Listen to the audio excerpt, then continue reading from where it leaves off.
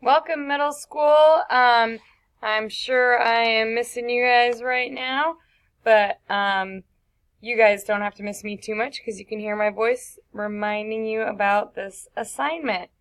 You should be getting done with your last project. So once you get done, you are going to get to do some awesome patterned elephants. You're going to get to use a special marker, and you're going to get to make lots and lots and lots and lots of patterns. So let's get started. First, of course, we want to practice drawing the elephant body in our sketchbook.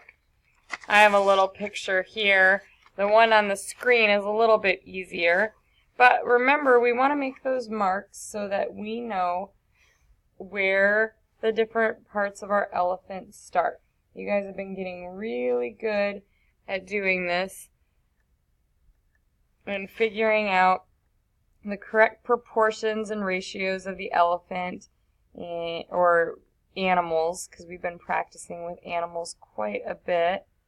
So remember to look most of the time at your object and the rest of the time at your paper, and just do a few practice sketches until you feel really comfortable making that elephant for your final drawing. Remember to look at your negative space here, so I can see that that negative space is a little big, so I'm going to change my trunk around a little bit to reflect that. After we get nice and comfortable drawing our elephants by practicing in our sketchbook, it's going to be time to get our sketch approved and get our final paper. When you get your final paper, make sure that you have your paper in the correct direction, because you might have chosen to make an elephant like this, in which case you would want your paper going in the portrait style. So let's say that I chose to do an elephant like this. I would want to use, would I just want to use a teeny bit of my paper in the middle here? Of course not. I want to use my entire piece of paper, and so I want to make sure that I plan it out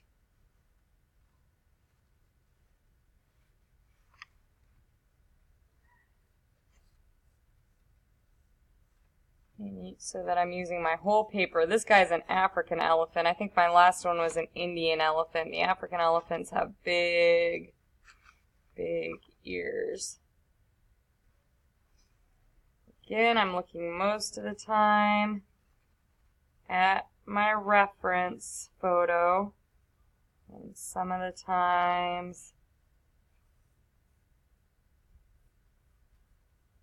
at my picture.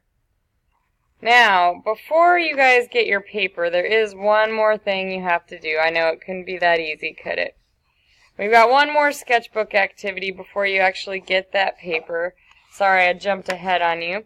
So our second sketchbook assignment, which would probably be on another day, is exploring the patterns. So take a look at the elephant on the screen and see how many patterns you can find in that elephant. If you can't see a lot of the patterns because it's so far away, I've printed off some other ones that you could look at.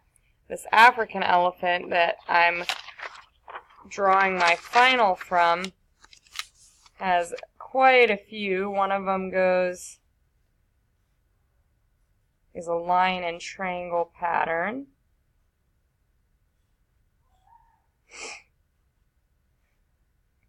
And that's followed by a simple V pattern. So the patterns are very, very simple, but there's a lot of them. So what I want you guys to do is find as many patterns as you can, or at least 10, and draw them in your sketchbook. That way, you've got a place to start. And a lot of times, the one that I'm drawing is just made up of a series of bands with a different pattern between each one. your challenge for your sketchbook is to start inventing your own patterns, and maybe those could include things you're interested in. But remember to do them good quality and don't just try and do them to get the assignment done. Now I can go back and start working on my elephant outline.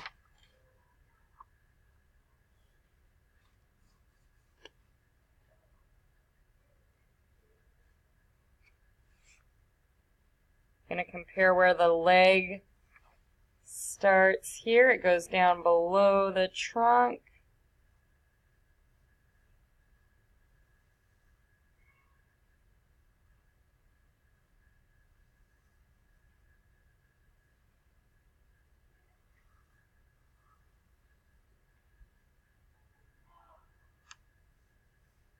And their feet tend to kind of flare out at the bottom. I've noticed quite a bit.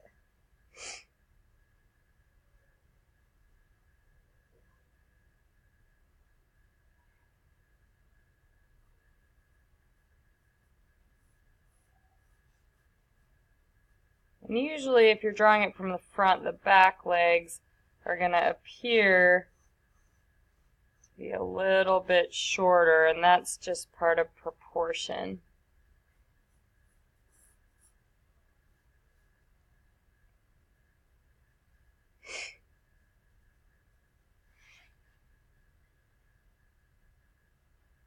Your last steps are going to be your finishing steps.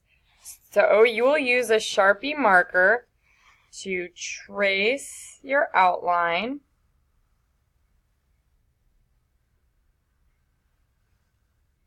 And then fill that outline with your patterns. Now, you may want a smaller Sharpie for some of your patterns, and you might want to draw them lightly with pencil first. I feel pretty comfortable looking at the patterns I drew and filling them up. If you want to check out a small Sharpie from my desk, I will leave some there for you, but it must be returned. All Sharpies have to be returned before you can leave class. I really find some of these patterns very interesting, especially how on the ears they seem to kind of go in the direction that the ears go. There's going to be patterns in between these lines.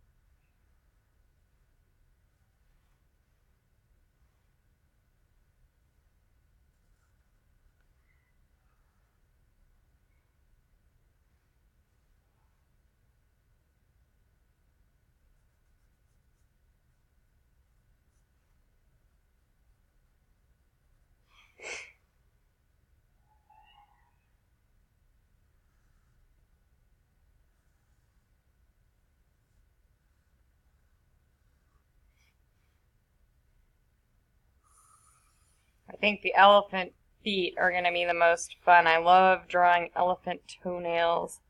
They're kind of just big half circles. And then this elephant has circle patterns on its legs. I might kind of steal that idea a little bit.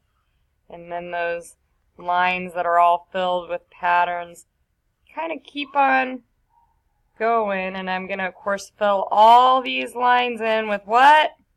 I hope you guys all said patterns.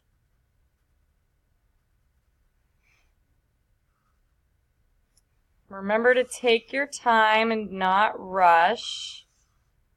You're using nice sketchbook paper. Or if you're in an advanced class, maybe watercolor paper, because you're going to use some watercolors on this when you're done. After you get all those designs in, and you've used up your whole paper and really filled it in, you are going to be able to color that elephant in with different colors. This is done with colored pencils, and I did a lot of layering with my colored pencils here. You do not have to cut your elephant out. I was just thinking I would, but I did a lot of layering of different colors, and I really put that colored pencil on thick so that it really almost looks like a paint. And that's what I would recommend that you do with your colored pencils. This is actually 4 different colors of colored pencil layered on top of each other. So make sure when you're doing your colored pencils that you press hard. Otherwise you'll have to go through and do another layer. Remember craftsmanship. We always have the same expectations for every project. I'll put them here so you can look at them, but they are always hanging up there. Your creative, planning, your space, your craftsmanship, and your on task and your attitude. Here's your grade. You guys should know it. Effort, attitude, creativity, technique, and craftsmanship, cleanup, and your finishing. Make sure your name is on it, and remember, don't do enough to just get by. Really put yourself into it. I hope you have a great day, and I will see you soon. Bye.